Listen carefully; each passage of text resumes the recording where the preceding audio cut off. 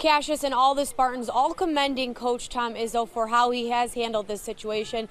Cassius and I actually talked off camera after our interview just about how good they have been playing lately, and we both kind of said with a smile we hope that we do get back to talking about that, about basketball and about the game itself. Next up for the Spartans is Indiana. That's on Saturday. Tom? Welcome to our Racing Into the Weekend special. I'm Gina Trotman, live from Michigan International Speedway. This weekend, MIS is celebrating 50 years in operation. From the likes of Petty, Elliott, and Earnhardt, NASCAR's greatest drivers have won right here at Michigan's home track, and Sunday will only add to the track's history with the Firekeepers Casino 400. If you're out at Dow Diamond in Midland, head to section 103, row 7, seat 20. Oh, you almost went. And there you'll find Bob Thompson. Oh, now he's here. I missed 2 games in 7 years. I hardly missed a game. You heard that right. He has missed only 2 Loons home games in 7 years. He leaves his house in Bridgeport at 4 o'clock to be in his seat promptly by 5. You gonna sit down? Yeah. That's 2 hours before first pitch. I loved baseball ever since I was a kid. I love baseball. Bob is 81. He was born in 1936. Growing up, he played third base. I could run fast. I can't no more. Then playing, and now spectating. I think it's in my blood now. I think it's in my blood. But he comes for more than just watching the game. I just go up. I go up under there. I go walk all the way around. He collects baseballs. Pick them up as they hit them. A lot of baseballs. I'd say close to 350. What am I going to do with all these baseballs?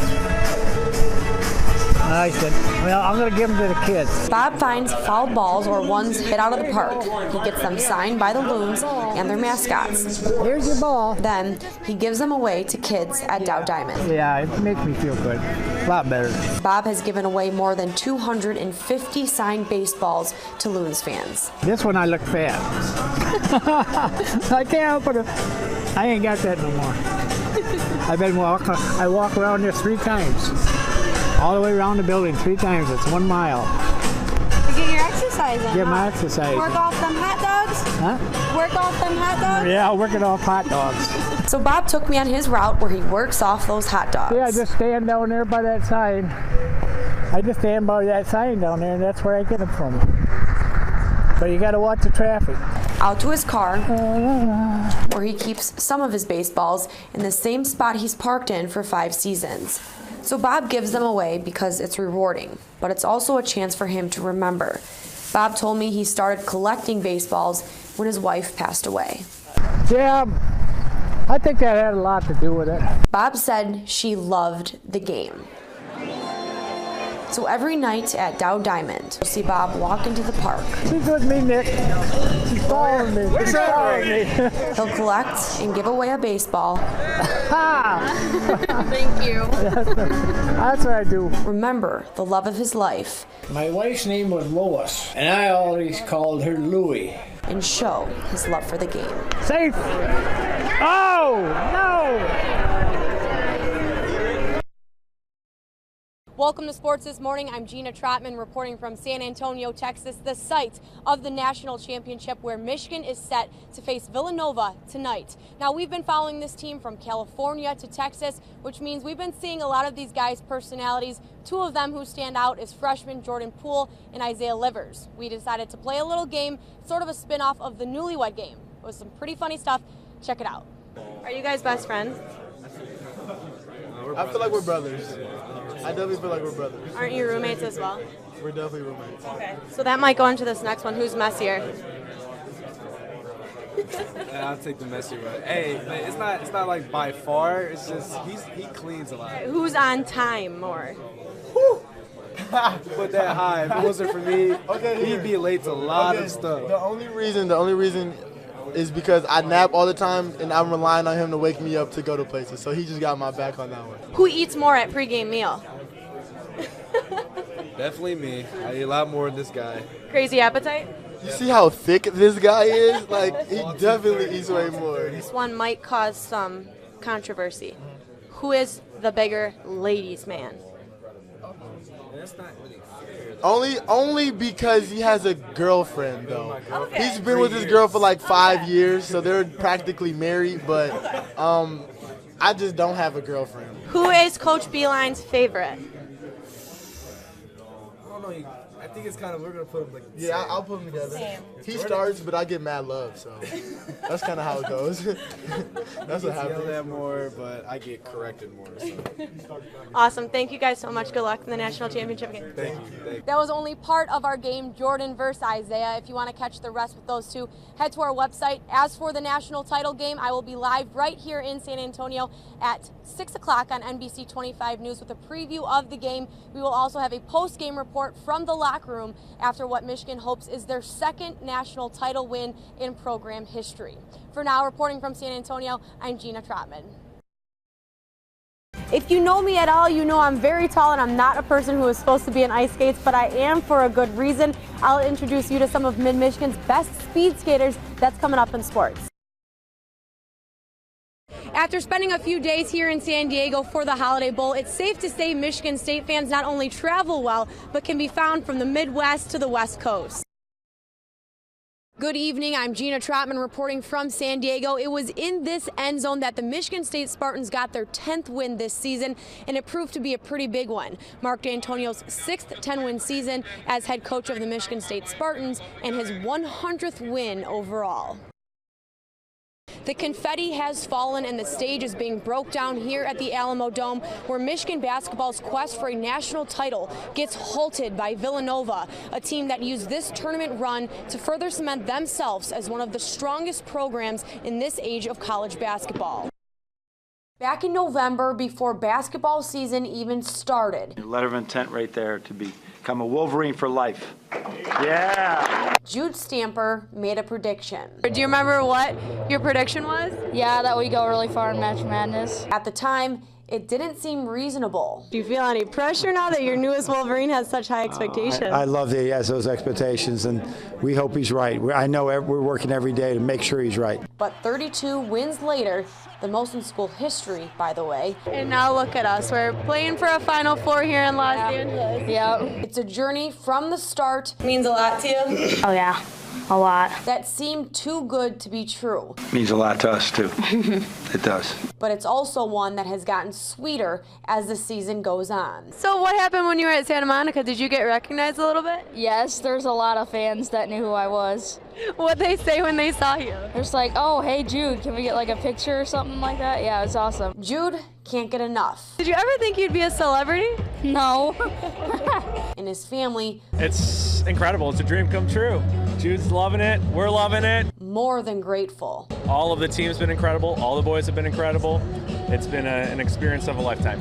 But you see, maybe it's not Jude that's on the receiving end of this all. I hope no one ever estimates how much Jude has meant to this team. Maybe it's the guys. What kind of impact has that kid had on this team?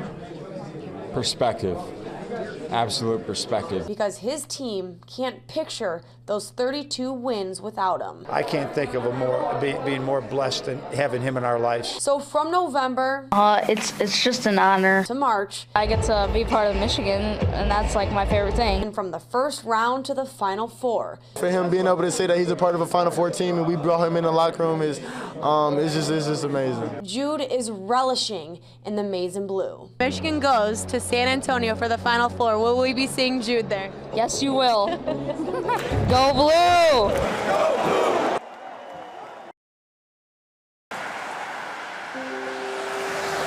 For Jim Slater, it was always hockey. Rollerblade hockey, that was right down there in the cul-de-sac. And it was right here at his childhood home in Lapeer. And the rule was if you cried, you couldn't play. So Jim found and determined. One time he came home and he sat down there and he was just, he says, I can't cry. I can't cry because I can't play. Where his hockey journey began. When he got done, he went back over there, but no, you couldn't cry. You did not cry. That journey brought him to Michigan State. It's the MVP. And eventually do 10 years in the NHL. While his parents are in Lapeer, he is not. To interview Jim, I had to FaceTime with him from our studios right here in Flint, all the way to Fribourg, Switzerland, where he plays professionally in the Swiss National League. You know, I can only, be home certain amounts of time, and my wife and my little girl, they stay back in Michigan. It was then, at the age of 35, after a pro career that started back in 2005, that journey finally met its peak. We knew it was a good possibility, but you just never know till they make that call. I got the phone call from USA on December 26th in the morning. And he had his daughter Wynn break the news.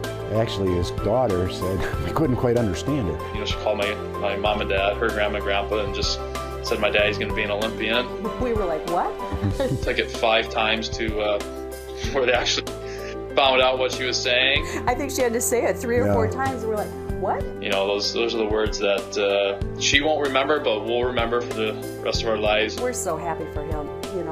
We have to go get our little American flags to take in the stands with us, but I think it'll really hit us probably when we actually get there. And just like that, the journey that started in this cul-de-sac brings the Slater family to the 2018 Winter Olympics. When you get to my age, you don't really, feel like you have a chance at the Olympic team, and to be 35 and being able to represent your country in the Olympic Games is something that's just incredible. It's a journey that couldn't have been done without the support of his family. And to be able to share with my family, the people that, were true and got me to where I needed to be. The payoff was every week.